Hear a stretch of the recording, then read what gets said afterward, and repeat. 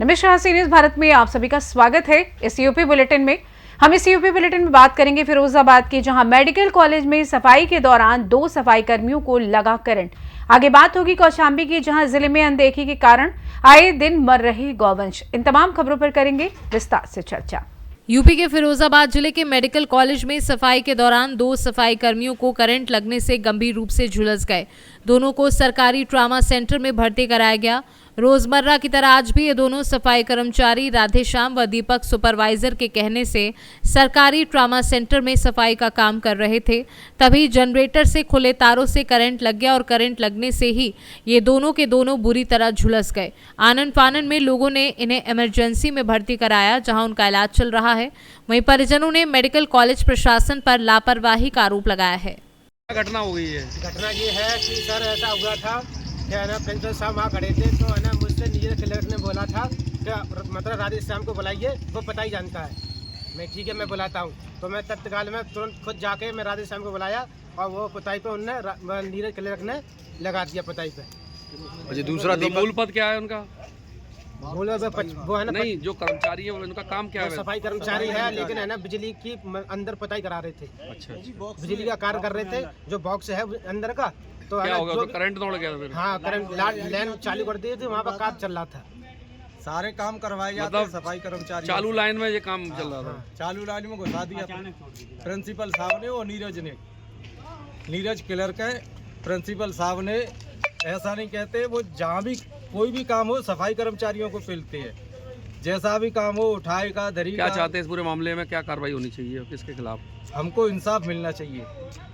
जो हमारा कार्य है हम वही कराना चाहिए। अब मन उठा के नीरज है और सफाई कर्मचारी का काम होता है जो सफाई करना। ये नहीं है पेंटिंग कराओ के है ना, मतलब वो कराओ, सामान उठा धरी कराइए। ये उठा धरी का काम बाढ़ बॉय कतई नहीं करते। बाढ़ बॉय का काम सारा स्वीपर ही करते हैं। अरे सारे काम करते हैं। लड़के 2 पुताई कर रहे थे, लाइट चालू कर दी, उसी में लड़के पड़े रहे। सारे लोग देखते रहे, पूरा स्टाफ खड़ा था वहाँ पर, बाढ़ बॉय क्लर्क सब खड़े थे और सब देखते रहे। उसमें किसी ने नहीं निकाला, स्वीपर भगे तब निकाला, वो तो मर जाते। उसी में ऐसे पड़े रहते। क्या नाम क्या है उनके, क्या रहते हैं? दीपक और राधेश्याम की बेबी है। क्या मानते किसकी लापरवाही है? इनकी है, प्रभारी अधिकारी इनकी है। उनको लाइट को काम है, उनको लोगों को सफाई कर्मचारी। मेरा नाम अवनीश कुमार। हमने जी, क्या मामला हुआ है, क्या है? ये मामला हुआ है कि जो सफाई करने का कार्य हमारा है, तो वो सफाई करने कार्य वजह से हमें बत्ती का काम करा रहा है। नीरज सुपरवाइजर कहाँ काम करते हैं वो? मेडिकल कॉलेज जी, मेडिकल कॉलेज में। और नीरज सुपरवाइजर और नीरज क्लर्क और प्रिंसिपल साहब ने आदेश दिए कि इनको सफाई उनसे जनरेटर में कराया जाए। तो किसी ने जो लाइट काम करता था उसने लाइट छोड़ दी। दोनों लड़के उसमें का नाम मूड के वाले हो गए, उनको होश नहीं था, कोई जिम्मेदार नहीं था उसका, सब लोग भाग गए। कितने लोगों को करंट लगाया? क्या क्या नाम है इनके? 2 लोगों को करंट लगाया, दीपक राधेश्याम। कैसी हालत है उनकी? अभी तो गंभीर हालत है उनकी। कहाँ रहने वाले, कहाँ के रहने वाले हैं? हमारा एक भतीजा है, कहाँ के रहने वाले हैं? कौशल्या नगर, और एक पदमान कॉलोनी। अब क्या चाह रहे हैं आप लोग? अब क्या चाह रहे हैं, मांग रहे हैं आपकी? क्या चाह रहे हैं? अगर भाई कुछ हो जाता है इसको तो इनका जिम्मेदार कौन है? हालत कैसी है? हालत अभी गंभीर है राधेश्याम की। तो आपने इस बारे में अधिकारियों को जानकारी दी है? जानकारी अभी मतलब प्रिंसिपल साहब थे वहाँ, मेडिकल कॉलेज में थे वहाँ। फिरोजाबाद से सी न्यूज़ संवाददाता बबलू फरमान की रिपोर्ट। उत्तर प्रदेश के मुख्यमंत्री योगी आदित्यनाथ के आदेश अनुसार ठंड के समय कंबल वितरण करने का आयोजन फिरोजाबाद में रखा गया, जो आज थाना उत्तर प्रदेश के अंतर्गत SRK कॉलेज के फील्ड में ठंड के समय कंबल वितरण करने का आयोजन विधायक मनीष असीजा के द्वारा किया गया, जिसमें सभी पार्षदों ने अपने अपने वार्डों से गरीब बच्चों को लोगों को पर्ची बनाकर कंबल वितरण कराए। शीतलहर के कारण से ऐसे सभी इस प्रदेश के नागरिक, माताएं, बहनें, बुजुर्ग जो आर्थिक रूप से इतने सक्षम नहीं है कि वो बचाव कर सकें या उनको और अन्य गर्म कपड़ों की आवश्यकता है, उसी क्रम में माननीय योगी जी के नेतृत्व में लगातार कंबल वितरण का कार्यक्रम चल रहा है हमारे नगर में। ये दूसरा चरण है। अभी तुरंत 1-2 दिन के अंदर फिर से हम इसमें एक अभियान चलाएंगे। हमारे पास पर्याप्त मात्रा में कंबल है और ये जनता का ही पैसा है। ये माननीय योगी जी के नेतृत्व में समय रहते इसका वितरण हो रहा है। ये सबसे प्रमुख बात है। फिरोजाबाद से सी न्यूज संवाददाता बबलू फरमान की रिपोर्ट।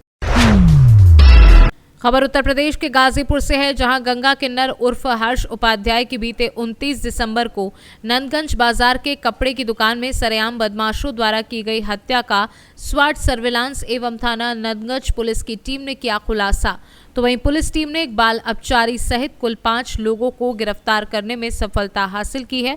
तो वहीं उनके कब्जे से एक मोटरसाइकिल, एक पिस्टल व 2 जिंदा कारतूस 32 बोर सहित एक देशी तमंचा व एक जिंदा कारतूस 315 बोर, एक खोखा कारतूस 315 बोर बरामद कर सभी अभियुक्तों को एसपी सिटी कार्यालय में मीडिया से रूबरू कराकर जेल भेज दिया।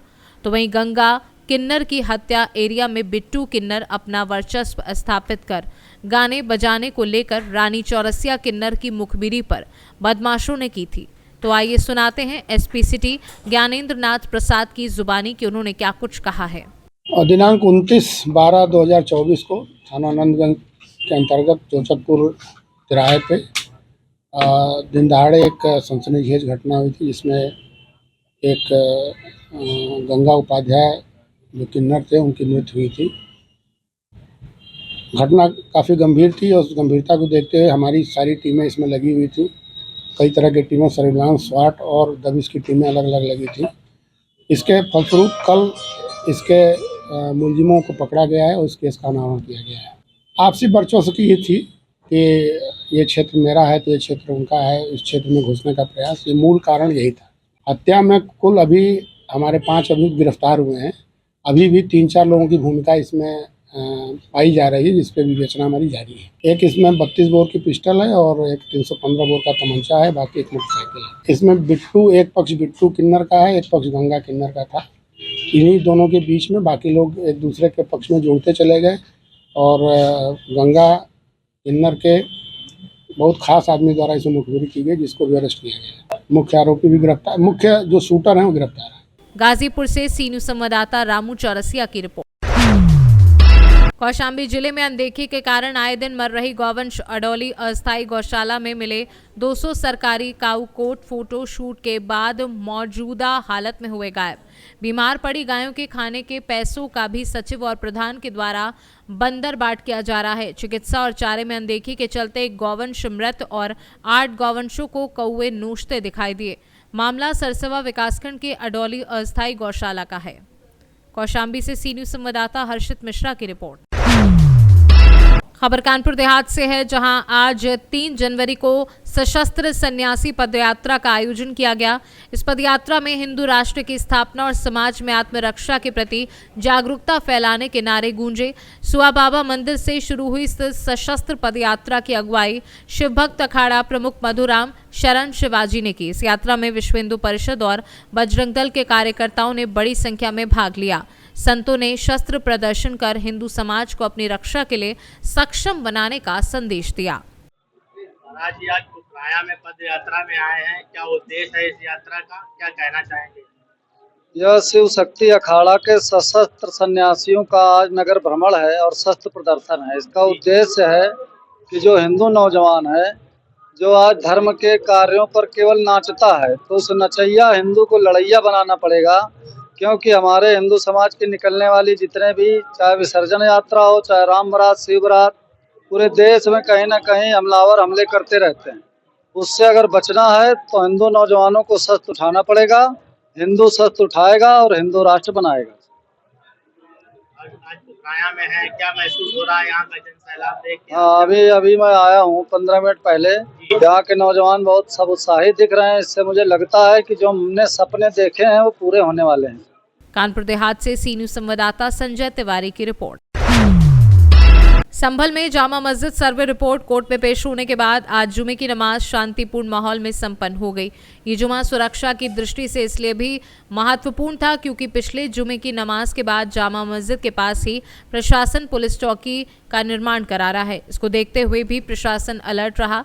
डीएम और एसपी खुद आज चौकी का निरीक्षण करने पहुंचे। उधर सुरक्षा व्यवस्थाओं को चाक चौबंद रखने के लिए पुलिस, पीएसी, RAF के जवानों को जगह जगह लगाया गया था। जामा मस्जिद के एंट्री और एग्जिट पॉइंट पर खास नजर रखी गई। 32 मजिस्ट्रेटों को ड्यूटी पर लगाया गया था। इसके अलावा ड्रोन और CCTV कैमरों को खास तौर पर पूरे इलाके पर नजर रखी गई। क्या है पूरा मामला? एक त्रिसदस्यीय कमेटी जो डीएम महोदय द्वारा 29 तारीख को दिए गए डॉक्यूमेंट्स के आधार पर बनाई गई थी, उसी कमेटी द्वारा कल एक रिपोर्ट दी गई जिसके अंदर जितने भी डॉक्यूमेंट उनके द्वारा दिए गए थे वो प्रथम दृष्टया फर्जी प्रतीत हुए। उसी आधार पर एक अभियोग पंजीकृत किया गया थाना कोतवाली पर और विधिक कार्रवाई सुनिश्चित की जा रही है। उल्लेखनीय है कि अभियोग अज्ञात लोगों के खिलाफ दर्ज किया गया है और जो व्यक्ति सामने आके ये क्लेम करेगा कि ये मेरा वक्त है, फिर उसके आधार पर आगे विधिक कार्रवाई सुनिश्चित की जाएगी। सर, आप अभी बता रहे थे कि कुछ चौकियां भी हैं जो बफ मारी हैं यहाँ तक कि सदर कोतवाली में, क्या है? जी, कई ऐसे वक्त हैं जिनकी 2-2 किलोमीटर लंबाई उन्होंने अपनी चौथी में लिख रखी है, तो उसके आधार पे संभल की तमाम सरकारी बिल्डिंग्स हैं वो भी वक्त का पार्ट उसके उनके क्लेम के आधार पे हैं, लेकिन सच्चाई ऐसी नहीं है। सर, 24 तारीख को जो हिंसा हुई थी और आपके गोली भी लगी थी, उसको एक गिरफ्तार भी किया गया, क्या है उसमें? साजिब उर्फ तिल्लन नाम का एक व्यक्ति है जो कि मुख्य अभियुक्त है, जिसके द्वारा छत से फायरिंग की गई थी। उस व्यक्ति को गिरफ्तार करके जेल भेजा गया है। यह व्यक्ति महीने भर तक दिल्ली में लक्ष्मीनगर, जहांगीरपुरी, इन तमाम जगहों पर घूम रहा था और बाद में पुलिस द्वारा मुखबिर की सूचना के आधार पर इस व्यक्ति को गिरफ्तार किया गया है। इसके पास से 12 बोर का तमंचा भी रिकवर हुआ है, कुछ लाइव कार्ट्रिजेज भी रिकवर हुए हैं जो इसने घटना में उसी प्रयोग भी किए थे। पूर्व की भांति सारी व्यवस्थाएं थी, 30 स्तरीय सुरक्षा घेरा बनाया हुआ था। इसके साथ साथ 32 मजिस्ट्रेट भी लगाए हुए थे। हमारी सारी की सारी 10 के 10 जो कंपनी है वो भी लगी हुई थी, तो सब कुशलता से संपन्न हुई है। और 30 कमेटी की बैठक हमने की थी, तो सब लोग हमेशा चाहते हैं कि चीज़ें शांति से हों, तो दोनों समुदाय के लोग सौहार्द से, शांति से, आराम से रह रहे हैं। वक्फ बोर्ड की बात करें, उसमें मुकदमा भी पंजीकृत किया गया, क्या करेंगे? जो हमें इरेगुलरिटीज़ मिलेगी उसके ऊपर हम विधिक कार्रवाई कर रहे हैं, उसी के क्रम में किया। सर, जिस तरह से कुएं की खुदाई चल रही है, क्या क्या महत्वताएँ हैं उन कुओं के लिए जो क्योंकि लगातार खुदाई चल रही है के बारे में? क्योंकि सभी का जीर्णोद्धार तो आवश्यक है और वाटर कंजर्वेशन के लिए भी कूप और तीर्थों का जीर्णोद्धार आवश्यक है। इसी के क्रम में पूरा कार्य चल रहा है। सर, सूचीबद्ध तरीके से एक के बाद एक खुदाई चल रही है? नहीं, ऐसा नहीं है। हमारे पास पूरी सूची है जो मिलता जाता है। जैसे अभी हमें 34 तीर्थ मिल चुके हैं। पहले 24 मिले थे, फिर 29 हुए, फिर 32 हुए, अब 34 हुए। तो लगातार रेवेन्यू मैप को हम ग्राउंड पे इम्पोज कर रहे हैं और कूप लगभग सारे मिल चुके हैं, तो उसी क्रम में खुदाई भी हो रही है। जैसे सर कहा गया कि 19 कूप मेन है संभल के अंदर के, उनमें से भी कुछ कूप मिले हैं? सारे मिले हैं लगभग। 1-2 दिशा भ्रम है कि ये हो सकता है, ये हो सकता है, क्योंकि उस समय जो लंबाई या दूरी जो तय की जाती थी वो धनुष के माध्यम से होती थी और धनुष हर काल के अंदर अलग अलग लंबाई का होता था, तो वो उस समय का माप था। जैसे वर्तमान में जब रेवेन्यू मैप के ऊपर हम प्रोजेक्ट करते हैं तब जो चीज़ निकल के आ रही है उसको पूरी तरह वेरीफाई करते हैं, 3-4 लोगों की टीम वेरीफाई करते हैं, उसके बाद फाइनलाइज करके फिर तय करती है कि ये तीर्थ है या ये कूप। जो सर चौकी का कार्य चल रहा है इसके ऊपर और भी बनेगा क्या, इतनी चौकी रहेगी क्या? अभी तो आप इतना तो बन ही गया है, आगे देखें। संभल से कैमरा पर्सन बॉबी के साथ रंजीत सिंह की रिपोर्ट। सिद्धार्थनगर जिला संयुक्त चिकित्सालय में व्याप्त भ्रष्टाचार की शिकायतों को संज्ञान में लेकर सीएमओ रजत चौरसिया, एसडीएम सदर ललित कुमार मिश्रा और सीओ सदर ने औचक निरीक्षण किया। इस औचक निरीक्षण में उन्हें कई खामियां मिली, जिसको लेकर सीएमओ और एसडीएम ने फटकार भी लगाई। निरीक्षण टीम को कुछ डॉक्टरों के चैम्बर में बाहर से हुए अल्ट्रासाउंड की रिपोर्ट, कई अल्ट्रासाउंड और पैथोलॉजी और चैम्बर के बाहर दलालों की मौजूदगी दिखी। साथ ही वहां मौजूद ज्यादातर डॉक्टर प्रॉपर ड्रेस में ही नहीं थे, जिस पर सीएमओ ने नाराजगी जताते हुए इन सब कमियों को दूर करने का निर्देश दिया। सीएमओ ने डॉक्टरों को बाहर से दवा न लिखने, मरीजों को अल्ट्रासाउंड बाहर से न कराने, डॉक्टरों के चैम्बर के अंदर या बाहर दलाल के ना होने की हिदायत दी। क्या हिदायत दी? ऐसा है कि एसडीएम नौगढ़, सीओ साहब नौगढ़ और मेरे द्वारा जिला अस्पताल का निरीक्षण किया गया, औचक निरीक्षण किया गया। ये देखने का था कि काफ़ी दिनों से शिकायत आ रही है कि बाहर की एम्बुलेंस जो प्राइवेट एम्बुलेंस है वहाँ से मरीज को बरगला के ले जाया करते हैं। चेकिंग की गई लेकिन उसमें कोई एम्बुलेंस तो उस समय नहीं हुआ, फिर से दोबारा होगा, ये अनवरत प्रोसेस चलेगा। डॉक्टर्स लोग के जो एक ओपीडी गया वहाँ पे पता ये डॉक्टर्स किसी डॉक्टर्स के एक चैम्बर में देखा गया कि पाया गया कि वो अल्ट्रासाउंड का पर्चा उनके इस पे रखा हुआ था, ऑल्दो वो ब्लैंक था। सबको स्ट्रिक्टली बोल दिया गया है कि कल के बाद से कोई भी दलाल या कोई भी सो कॉल्ड बाहरी आदमी आपके चैम्बर में ना बैठे, ना ही इस तरह का कोई पर्चा दोबारा मिले, और सबको ड्रेस कोड में, क्योंकि देखा गया कि सब नए नए JRs हैं और ये लोग कोई जीन्स पहने हुए हैं, तो इन लोगों को बोला गया कि ये, और साथ ही साथ अपने ड्रेस कोड में रहें, और साथ ही साथ कुछ कमियां पाई गई BST में, BST जो भरा जा रहा है उसमें कुछ कमियां हैं, तो उसको भी इंस्ट्रक्शन दिया गया कि आइंदे से पूरी दवा लिखा जाए, डेली बाय डेली सुबह और शाम का राउंड्स में पूरी दवा लिखा जाए, और साथ ही साथ उनके जनरल कंडीशंस का भी मेंशन किया जाए। और जहाँ सफाई व्यवस्था है तो सफाई व्यवस्था संतोषजनक पाई गई। मैंने CT स्कैन का सेंटर का भी दौरा किया, वहाँ भी काम अच्छी चल रही थी। अल्ट्रासाउंड मशीन में डॉक्टर साहब बैठे हुए थे, जिस वक्त मैं गया तो उस समय तक वो 26 मरीज़ का अल्ट्रासाउंड कर चुके थे, और बाकी सब चीज़ तो सुचारू रूप से चल रही है। लेकिन जो कमियां पाई गई थी उनको इंस्ट्रक्शन दे दिया गया, उनके नोटिस इशू करवाने के लिए हमने CMS साहब से रिक्वेस्ट किया। सिद्धार्थनगर से सी न्यूज़ संवाददाता धर्मेंद्र कुमार की रिपोर्ट। फिलहाल इस खास बुलेटिन में बस इतना ही। देश दुनिया की तमाम बड़ी खबरों को जानने के लिए जुड़े रहिए सी न्यूज़ भारत के साथ। हर खबर आपके साथ, आपके हाथ।